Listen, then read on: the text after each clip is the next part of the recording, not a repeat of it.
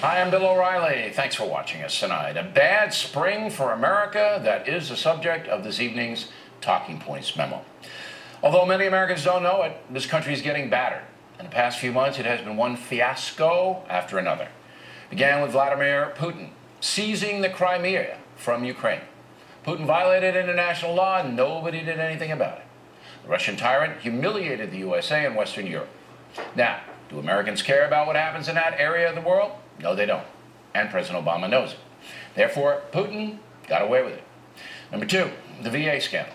Even though President Obama promised to improve medical services for vets, he has not. And even worse, the president did not pay attention to the issue. It took some whistleblowers in Phoenix to expose the Veterans Affairs Department as a corrupt entity.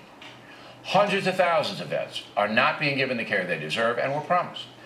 The reason that happened again is because President Obama didn't pay attention to the issue and appointed an incompetent administrator, General Eric Shinseki, to run the VA. Same thing happened last fall when Kathleen Sebelius was exposed as an incompetent administrator in the rollout of Obamacare. So, two very important things, the VA and national health care rollout, were botched. It'll take years for the VA to improve. Years. Now, on to terrorism. The release of the 5 Taliban commanders and war criminals in return for the freedom of Sergeant Bo Bergdahl has given the terrorists a huge victory. Everybody knows that. By the way, we learned that Sergeant Bergdahl had to leave the Coast Guard because of some psychiatric problems. So he joined the Army and was sent to Afghanistan. Not a great situation. Anyway, that revelation actually helps the sergeant because he may not be fully responsible, someone who is in control of himself. If a soldier deserts and he or she is of sound mind, that's a lot worse than someone who's psychologically impaired. By the way, Sergeant Bergdahl will arrive back in the USA shortly. Now, at this point, I'm giving the sergeant the benefit of all doubts, and I think he and his family should largely be left alone. However, the swap for the Taliban definitely hurt America. But incredibly, Hillary Clinton does not seem to think so. I think an awful lot of people think that we're less safe today than we were a week ago because these 5 guys are out. These 5 guys are not a threat to the United States. They are a threat to the safety and security of Afghanistan and Pakistan. It's up to those 2 countries to make the decision once and for all that these are threats to them. So I think we may be kind of, missing the bigger picture here. With all due respect to Mrs. Clinton, she is the one missing the bigger picture. The reason the USA is fighting the Taliban in Afghanistan is because they allied with al-Qaeda. And that deal directly led to the 9/11 attack. I'm certain Mrs. Clinton knows that.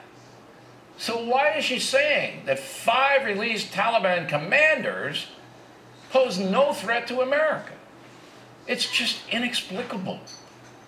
So let me address the following remarks directly to Hillary Clinton. If the Taliban regain power in Afghanistan, al-Qaeda will regain its training grounds. And if that happens, it'll make it easier for al-Qaeda to attack the USA and other Western nations. Again, I'm sure Hillary Clinton understands that, so her statement is confusing to say the least. Now, the 2 latest debacles. The Iraq army's fallen apart, and the terrorists, al-Qaeda and its affiliates, are overrunning that country. The government of Iraq has asked President Obama to provide air power against the Iraq invaders. They're coming in from Syria. So far, the president has refused to do that. So we're now looking at a possible terrorist state, Iraq, run by al-Qaeda. Reports say the terrorists are about 40 miles away from Baghdad. That's a catastrophe.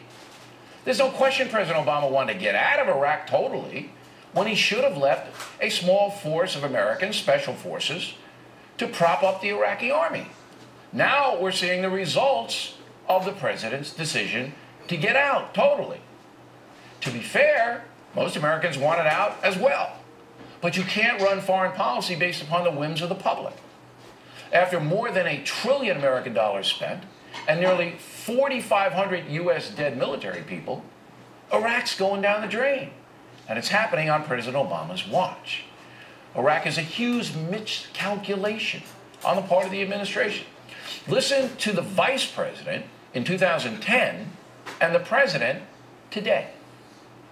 I'm very optimistic about Iraq. I think it's going to be one of the great achievements of this administration. You're going to see a stable government in Iraq that is actually moving toward a representative government. What we've seen over the last couple of days indicates the degree to which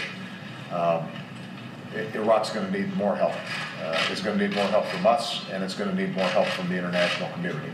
So my team is working around the clock to identify how we can provide the most effective assistance to them. And by the way, the president knew about the al-Qaeda threat months ago. Finally, the border, another disaster. Tens of thousands of children, many unaccompanied by an adult, streaming across the southern border because they believe if they can get here, they can stay here. And that's true. The federal government is now warehousing thousands of kids and some adults who are relatives. We're not sending them back home.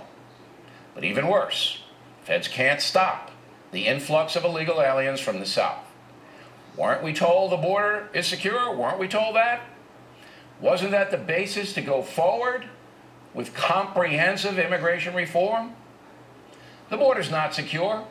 It's still chaotic, 13 years after 9/11. It's unbelievable. So let's review. Putin violates international law, gets away with it. VA betrays American vets. The president trades 5 Taliban war criminals for a suspected U.S. deserter, doesn't tell Congress. Iraq may fall to al-Qaeda, and the southern border completely out of control. Those are facts. No ideology involved with this analysis. It has indeed been a very harsh spring for America. It's a memo. Next on the rundown. Reaction from Andrea Tantaros and James Carville. Later, Laura Ingraham on the illegal immigration mess. The Factor is coming. Right back.